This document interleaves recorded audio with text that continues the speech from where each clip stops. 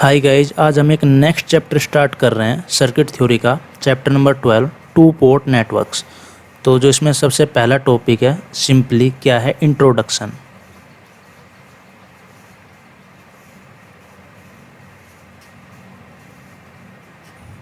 तो सबसे पहले डियर स्टूडेंट्स, हम क्या करते हैं कि जो टू पोर्ट नेटवर्क है इसकी डेफिनेशन लिख लेते हैं।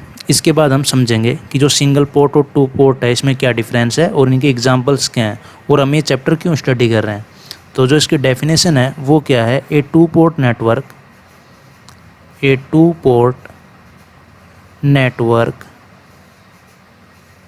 Is an electrical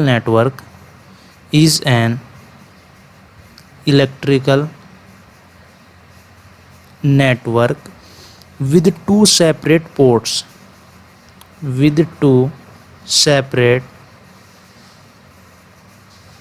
ports for input and output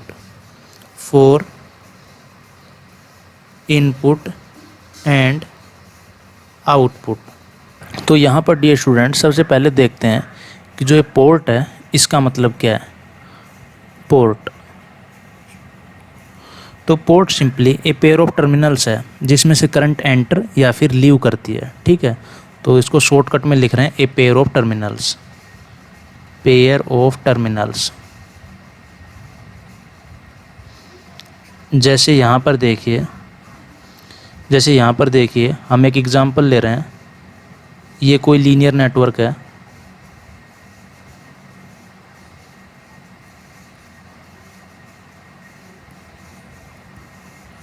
और यहाँ पर ये एक पेयर ऑफ टर्मिनल्स है। ठीक है, यहाँ पर मान लो वोल्टेज V और इसके थ्रू जो करंट है वो क्या है, I। तो इसको हम क्या बोलेंगे, यहाँ पर केवल एक ही पोर्ट है, इसको हम बोलेंगे सिंगल पोर्ट नेटवर्क। और इसी तरीके से मान लो कि एक लीनियर नेटवर्क है,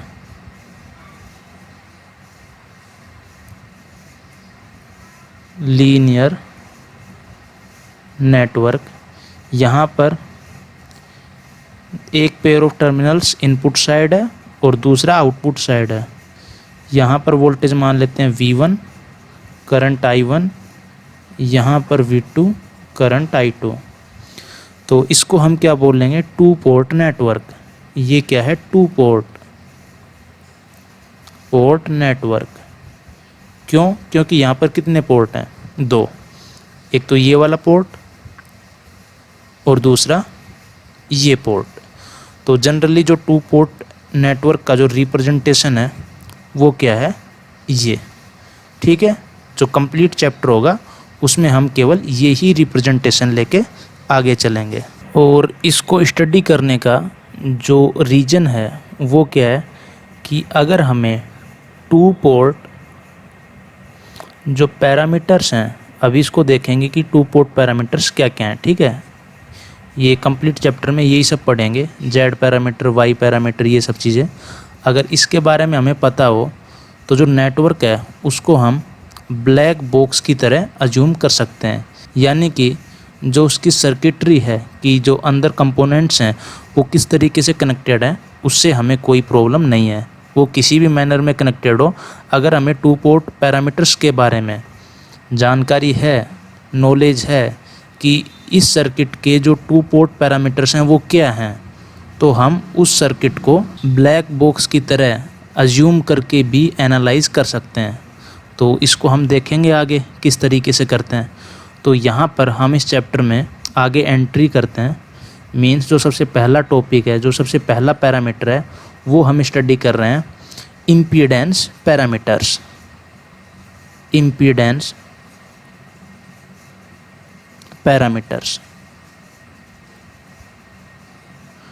तो यहाँ से चैप्टर स्टार्ट हो रहा है कि एग्ज़ाम में अगर कोई क्वेश्चन आएगा तो इम्पीडेंस पैरामीटर पूछ सकता है, एडमिटेंस पैरामीटर, इस तरीके से। तो यहाँ से आगे कंप्लीटली नेटवर्क को सोल्व करने जैसा है। ठीक है, वही KVL KCL।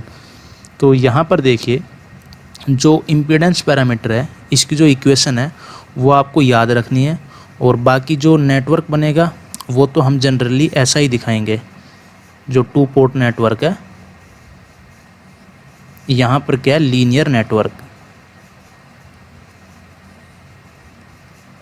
यहाँ पे मान लेते हैं आउटपुट पोर्ट है और वोल्टेज और जो करंट की डायरेक्शन है जनरली हम इसी तरीके से दिखाएंगे। और यहाँ पर ये इनपुट साइड है ±V1 और ये करंट I1 है। तो यहाँ पे जो हम इक्वेशन लिखते हैं जेड पैरामीटर की, वो क्या लिखते हैं, V1 = Z11 I1 plus Z12 I2 and V2 = Z21 I1 plus Z22 I2।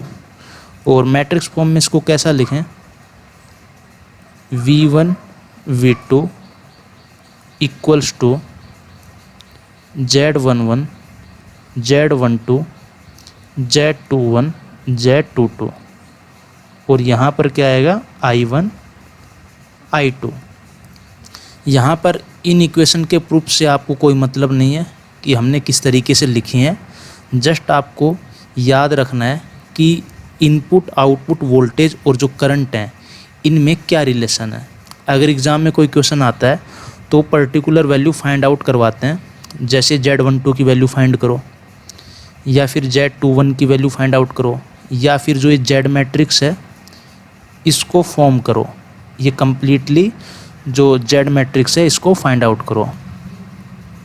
तो इस तरीके के क्वेश्चन जनरली एग्ज़ाम में आते हैं। तो आई होप ये जो रिलेशन है ये आप इसको याद रखेंगे।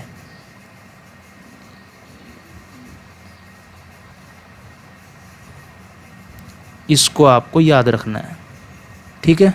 तो यहाँ पर जैसे क्वेश्चन आएगा कि Z11 Z12 या फिर Z21 Z22 फाइंड आउट करो, तो इसको इन जनरल हम किस तरीके से फाइंड आउट करेंगे।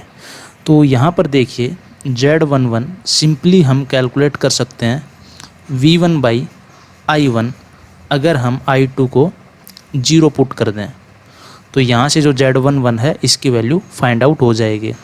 और इसे हम क्या बोलते हैं, ओपन सर्किट। ओपन सर्किट क्यों कहा, क्योंकि यहाँ से जो आउटपुट टर्मिनल है ये क्या है, ओपन सर्किट इनपुट इम्पीडेंस, ठीक है, क्योंकि V/I है। और इनपुट क्यों कहा, क्योंकि input voltage by input current है। और इसी तरीके से अगर हम Z12 फाइंड आउट करें तो ये वैल्यू क्या होगी, V1/I2 व्हेन I1 = 0। इसको हम क्या बोलते हैं, ओपन सर्किट, ठीक है, क्योंकि इनपुट साइड क्या है, ओपन। और यहाँ पर जो वोल्टेज और जो करंट है, ये वोल्टेज तो इनपुट पोर्ट की है और जो आउटपुट करंट है I2 उनका रेशियो है। इसका मतलब ये क्या है, ट्रांसफ़र इम्पीडेंस। तो इसको हम क्या बोल लेंगे, transfer impedance from port 1 two port 2, क्योंकि V1/I2 है, ठीक है। और अगर Z21 फाइंड आउट करें तो Z21 क्या आएगा, देखो यहाँ पर Z21 will be equal to V2/I1 when I2 = 0 means open circuit transfer impedance. अब यहाँ पर देखिए कौन से पोर्ट से कौन से पोर्ट पे है ये, V2/I1 means from port 2 to port 1। I hope this is clear. और जो Z22 है इसको किस तरीके से कैलकुलेट करेंगे, V2/I2 व्हेन I1 = 0। तो इसको हम क्या कहेंगे, ओपन सर्किट। और ये तो सिंपल है, आउटपुट इम्पीडेंस। तो एक बार इसको दोबारा समझ लीजिए कि यहाँ पर जो Z11 है ओपन सर्किट क्यों का, I2 क्या है 0, इनपुट इम्पीडेंस क्यों का, क्योंकि V1/I1 है। यहाँ पे जो ट्रांसफ़र इम्पीडेंस क्यों का, क्योंकि बाई I1 नहीं है, यहाँ पर वोल्टेज इनपुट साइड का है और जो करंट आउटपुट साइड की है, इसलिए हमने इसको क्या कहा, ट्रांसफ़र इम्पीडेंस। लेकिन जो ट्रांसफ़र इम्पीडेंस है उसको हम क्या बोलेंगे, फ्रॉम पोर्ट 1 टू पोर्ट 2, और यहाँ पर भी simply from port 2 to port 1, और ये सिंपल है। आउटपुट इम्पीडेंस है open circuit, I1 equals to 0। तो इतना सा आपको याद रखना है। और अब जेड पैरामीटर किसी भी सर्किट का कैसे कैलकुलेट करते हैं, इसको अब हम डिटेल में डिस्कस करते हैं, ठीक है। तो अब इसके ऊपर हम कुछ एग्जांपल्स देखते हैं। इसमें एग्जांपल नंबर 1 क्या है, यहाँ पर एग्जांपल नंबर 1 में क्या है, determine the Z parameters for the circuit shown in the figure below. तो यहाँ पर देखिए इसका जो सल्यूशन है वो किस तरीके से फाइंड आउट करेंगे।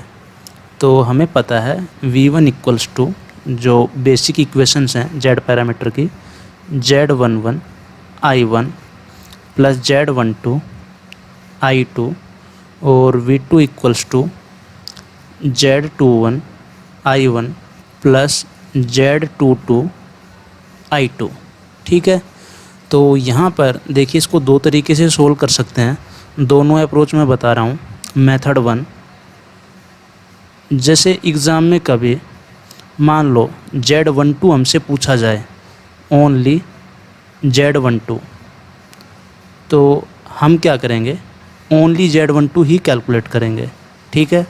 और अगर हमसे जेड मैट्रिक्स पूछा जाए तो उस पर डिपेंड करता है कि अगर कुछ वैल्यू अलग अलग हैं, मान लो Z12 चारों ऑप्शन में अलग अलग है, तो हम ओनली Z12 फाइंड आउट करके ऑप्शन मैच कर सकते हैं।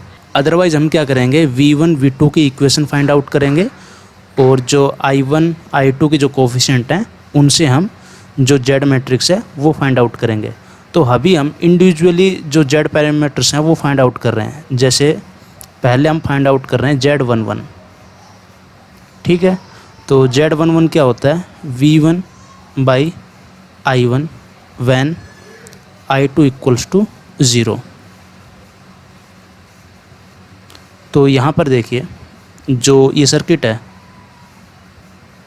ये किस तरीके से बनेगा। यहाँ पे I2 अगर 0 है मीन्स ये ओपन सर्किट होगा यहाँ पर, और यहाँ पर क्या होगा, वोल्टेज V1 और करंट क्या होगी I1। यहाँ पे 20 ओम, 40 ओम एंड 30 ओम। तो यहाँ पर I2 क्या है, 0, क्योंकि ये ओपन सर्किट रखा है हमने इसको, ठीक है। तो यहाँ पर सिंपली V1 बाई I1 की वैल्यू कितनी होगी, 40 प्लस 20 मीन्स 60। तो यहाँ पर जो Z11 है इसकी वैल्यू क्या है, 60, ठीक है। और सिमिलरली अगर हम Z12 कैलकुलेट करें तो ये वैल्यू क्या आएगी, V1 by I2 when I1 equals to 0, means जो इनपुट साइड है वो क्या रखेंगे, ओपन। तो यहाँ पर 20, यहाँ पर 40, यहाँ पर 30 प्लस माइनस V2, यहाँ पर क्या होगा V1, और ये I1 की वैल्यू क्या होगी, 0। इसका मतलब जो 20 ओम रजिस्टर है इसमें ड्रॉप क्या होगा, 0 वोल्ट। तो यहाँ पर भी जो वोल्टेज होगा वो क्या होगा, V1, और करंट की वैल्यू क्या होगी, सिंपली I2। तो यहाँ पर अगर हमें V1 बाई I2 लिखना है तो सिंपली V1 की वैल्यू कितनी है, 40 into I2। This implies Z12 की वैल्यू कितनी आएगी, 40। आई होप दिस इज़ क्लियर। और अब देखिए अगर अब हम यहाँ पर कैलकुलेशन कर देते हैं Z21 के लिए हम क्या करेंगे, V2 by I1 van I2 equals to 0। तो यहाँ पर आउटपुट को क्या रखेंगे, ओपन, मीन्स यहाँ पर देखो ये कितना होगा, 30, 40 ओम, यहाँ पर 20 ओम, और यहाँ पर आउटपुट को क्या रखेंगे, ओपन। तो यहाँ पर क्या होगा V1 और जो करंट है इसकी वैल्यू क्या होगी I1 प्लस माइनस V2।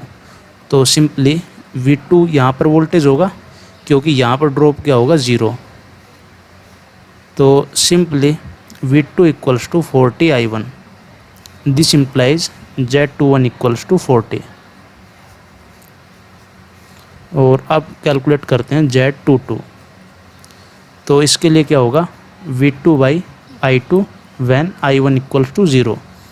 तो यहाँ पर देखिए ये 20 ओम, ये जो पैरामीटर्स हैं इनको हम इंडिविजुअली कैलकुलेट कर रहे हैं क्योंकि इस तरीके से भी आपको सर्किट सोल्व करना आना चाहिए।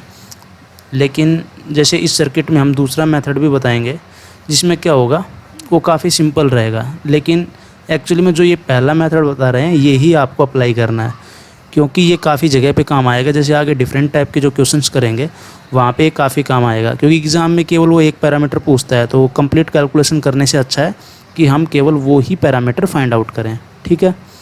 तो यहाँ पर I1 को 0 रखना है, मीन्स इसको ओपन सर्किट रखा और यहाँ पर वोल्टेज V2 और करंट की value I2। Simply V2 by I2 क्या होगा 40 प्लस 30 मीन्स 70। तो जो मैट्रिक्स बनेगी वो क्या बनेगी 60 40 40 70। 60 40 40 70 एज सिंपल एज दैट। अब देखिए मेथड 2। तो इस सर्किट के लिए तो मेथड 2 काफ़ी इजी है, लेकिन जैसे ही कम्प्लेक्स सर्किट्स आएंगे उसमें हम मेथड 1 ही यूज़ करेंगे। तो ये ऐसे ही बता रहा हूँ सिर्फ नॉलेज के लिए, लेकिन जो आपको अप्लाई करना है एग्ज़ाम में वो मेथड 1 अप्लाई करना है। तो यहाँ पर क्या आएगा 20 40 और ये वैल्यू 30, क्योंकि जो मेथड 1 है वो आपस में जो पैरामीटर को हम इंटरचेंज करते हैं उसमें भी काम आएगा। जैसे अगर हमें Z पैरामीटर दे दिया जाए, अगर मान लो हमसे H पैरामीटर पूछा जाए तो वो हम इजीली कैलकुलेट कर सकते हैं मेथड 1 से। वो सब चीज़ें डिस्कस करेंगे। अभी ये मेथड नंबर 2 देखिए, यहाँ पर करंट I2, यहाँ पर करंट I1। तो यहाँ पर अगर मैं KVL लगाऊँ तो ये वैल्यू क्या आएगी V1 equals to 20 I1 plus 40 I1 plus I2। तो ये कितना आएगा 20 I1 plus 40 I1 plus 40 I2।